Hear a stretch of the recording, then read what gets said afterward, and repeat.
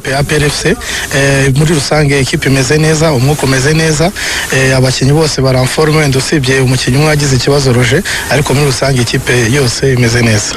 Icyo navuga cya mbere nibyo koko naje muri ikipe asa nkaho harimo ibibazo bigiye bitandukanye, ariko icya mbere yari ukugerageza guhuza na staff technique nasanze n'abakinnyi muri rusange. Nta kindi kintu kidasanzwe, yari ukugushyira hamwe tugahuriza hamwe twese dushaka solution y'uburyo twashaka intsinzi by'umwihariko. Icyo navuga finale ni finale iratwabwa, ntabwo ikinwa muri rusange, ni ukuvuga icyo tugomba gukora cyose ni uko igikombe tugomba kucyegukana. Rero ubwo icyo tugiye gukora ni ugutegura ubwo techniquement tactiquement byacu ku giti cyacu ku buryo tuzaba beza mu mukino tukabasha kwegukana igikombe cy'amahoro. Navuga yuko ni byo koko no gufatanya n'abandi muri rusange. Reaction byo ni nziza kugeza ubu ngubu, ariko bivuze ko urugendo rusigane rwo rukomeye, nibyo rukomeye cyane kugeza ubu ngubu. Navuga yuko no gufatiraho no gukomereza mudo turimo, ari abakinnyi ari staff muri rusange, ari ubuyobozi budushyigikira kugira ngo turebe ko intego zacu twihaye zo kuba twatwara bino bikombe bibiri tuzigereho. Nta kibazo afite muri rusange, tumaze igihe dukina imikino myinshi, hafi 3 mu cyumweru, igikombe cy'amahoro shampiyona byegeranye, dufite effectif nyinshi, habaho rotation bitewe n'umukino tugiye gukina. Turaganira staff yacu hagati tukadesida ushobora gukina. Nabivuzeho finale ni finale. Ikintu cya mbere ni uko twakora ibishobora byose kugira ngo tukegukane.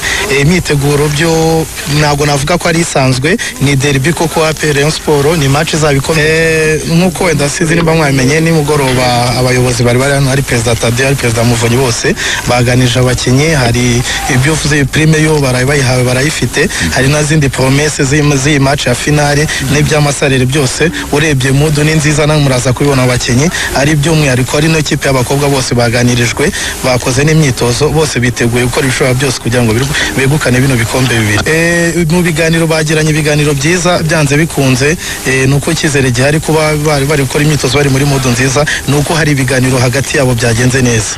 Navuga yuko n'umukinnyi mwiza ari kudufasha.